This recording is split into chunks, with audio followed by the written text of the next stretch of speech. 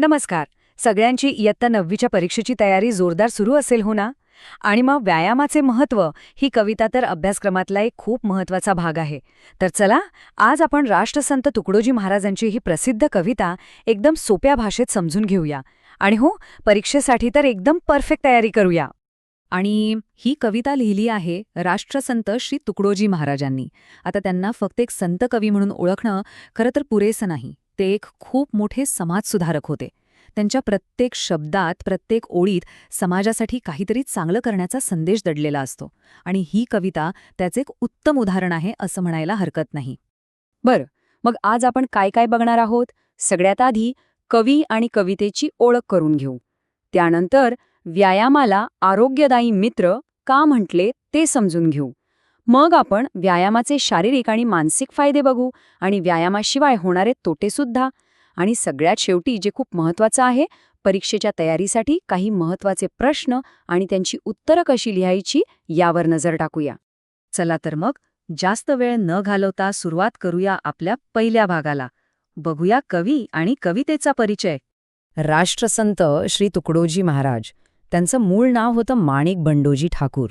विचार करा, त्यांनी आपलं अख्खं आयुष्य अंधश्रद्धा आणि जातीभेद यांसारख्या सामाजिक वाईट प्रथांविरुद्ध लढण्यात घालवलं.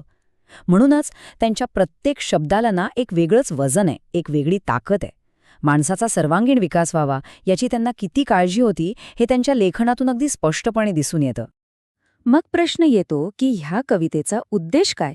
एकदम सरळ आणि सोप्पा आहे. आपल्या सगळ्यांच्या या धावपळीच्या आयुष्यात व्यायामाचं स्थान किती महत्त्वाचं आहे हे आपल्या मनावर ठसवायचं आहे. बस, हाच या कवितेचा मुख्य हेतू आहे. ठीक आहे, आता वळूया कवितेच्या मुख्य विचाराकडे. कवी व्यायामाकडे एका खूप वेगळ्या नजरेतून बघतात. काय आहे तो दृष्टिकोन? चला पाहूया. जरा बघा, कवितेची सुरुवातच किती जबरदस्त आहे. व्यायाम फक्त चांगला वगैरे नाहीये, तो एक आरोग्यदायी मित्र आहे. आणि हे फक्त एक वाक्य नाहीये, तर हे एक सूत्र आहे. म्हणजे काय? तर आयुष्यात पाळण्याचा एक महत्त्वाचा नियम, नाही का? जसा आपला चांगला मित्र चांगल्या वाईट काळात आपली साथ सोडत नाही, अगदी तसंच व्यायाम आपल्या आरोग्याची साथ देतो. म्हणजे बघा, चित्र किती स्पष्ट आहे. एका बाजूला आहे आपला जिवलग मित्र, म्हणजेच व्यायाम. आणि त्याच्या एकदम विरुद्ध बाजूला कोण उभा आहे? तर आपला सगळ्यात मोठा शत्रू, आळस. कवींनी तर आळस वैरी मानिला सर्वत्र असं म्हणून हे नातं अगदी क्लिअर केलं आहे. आता ही ओळ ही तर परीक्षेच्या उत्तरासाठी खूप खूप महत्त्वाची आहे. याचा अर्थ नीट समजून घेऊया. आपण कितीही पौष्टिक, सात्विक जीवन जिवलो, पण जर व्यायामच केला नाही तर तेच चांगलं अन्न शरीरात जाऊन विषारी बनतं, म्हणजे विकार निर्माण करतं. सोपं आहे. चांगल्या गोष्टींचा फायदा घ्यायचा असेल तर व्यायामाशिवाय दुसरा कुठलाच पर्याय नाही. चला तर मग आता जरा सविस्तरपणे बघूया की हा आपला आरोग्यदायी मित्र आपल्या शरीरावर आणि मनावर नेमके कोणते चांगले परिणाम करतो. कवितेनुसार पहिला आणि सगळ्यात महत्त्वाचा फायदा, पचनशक्ती सुधारते.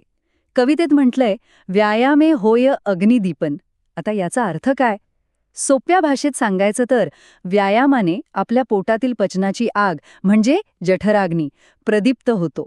आणि त्यामुळे कितीही जड जेवण अगदी सहज पचून जातं. असं होतं ना अनेकदा की खूप सुस्ती येते, काहीच करावंसं वाटत नाही, बरोबर? ह्याच सुस्तीला किंवा आळसाला कवी जडत्व असं म्हणतात. आणि व्यायाम काय करतो तर हाच आळस, हे जडत्व दूर फेकून देतो. आणि मग दिवसभर शरीरात एक वेगळीच तरतरी, एक वेगळाच उत्साह टिकून राहतो. फक्त एवढंच नाही, व्यायामाने आपले स्नायू म्हणजे आपले मसल्स एकदम मजबूत होतात. शरीरातलं रक्ताभिसरण, ज्याला आपण ब्लड सर्क्युलेशन म्हणतो, ते एकदम सुरळीत चालतं. आणि या सगळ्याचा परिणाम काय होतो तर माणसाचं आयुष्य वाढतं. अगदी सोपं आणि सरळ गणित आहे हे. आजकाल बघा, आपण प्रतिकारशक्ती म्हणजे इम्युनिटीबद्दल किती ऐकतो नाही का? गंमत म्हणजे कवींनी हे तेव्हाच सांगून ठेवलं होतं. व्यायामाने आजारपणाशी लढण्याची ताकद वाढते. आणि दुसरी एक खूप महत्त्वाची गोष्ट घडते, ती म्हणजे स्वावलंबन. माणूस दुसऱ्यांवर अवलंबून राहत नाही, स्वतःची कामं स्वतःच करण्याची वृत्ती वाढते. बरं, हे तर झाले सगळे फायदे. पण जर हा मित्र आपल्या आयुष्यात नसला तर मग काय होतं हे सुद्धा कवींनी अगदी स्पष्ट शब्दांत सांगितलेलं आहे. ही ओळ म्हणजे एक प्रकारचा इशाराच आहे, एक वॉर्निंग आहे. जे लोक व्यायाम करत नाहीत त्यांच्या शरीरात पित्त, कफ आणि वायू यांचं संतुलन बिघडतं आणि मग हे त्रिदोष माणसाला जर्जर करतात. म्हणजे काय, तर अगदी हैराण करून सोडतात आणि मग सुरू होतो तो आजारपणाचा कधीही न संपणारा फेरा. आता इथे बघितल्यावर चित्र अगदी स्पष्ट होतंय, नाही का?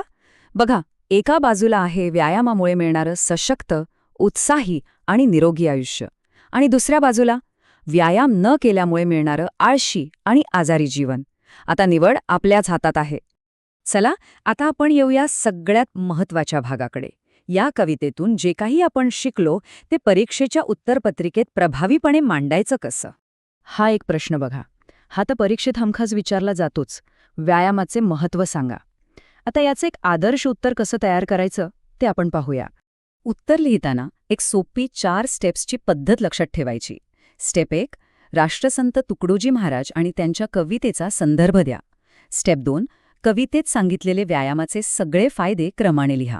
स्टेप 3, व्यायाम न करण्याचे तोटे सांगून दोन्हीमधला फरक स्पष्ट करा. आणि स्टेप 4, आरोग्य हीच खरी संपत्ती या विचाराने उत्तराचा शेवट करा. बघा, असं उत्तर लिहिलं की पूर्ण गुण मिळायला नक्कीच मदत होईल. आता कधीकधी काय होतं, प्रश्न थोडासा फिरवून विचारला जातो. उदाहरणार्थ, आरोग्यम धनसंपदा या उक्तीतील विचाराचा विस्तार करा. पण घाबरून जायचं काहीच कारण नाहीये, कारण याचं उत्तर सुद्धा कवितेच्या आशयावरच आधारित आहे. या प्रश्नाचं उत्तर लिहिताना कवितेतलेच मुद्दे वापरायचेत.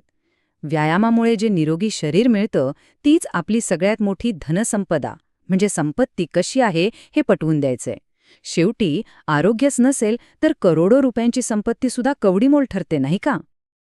आणि मला वाटतं या कवितेचं संपूर्ण सार या एका ओळीत सामावलेलं आहे.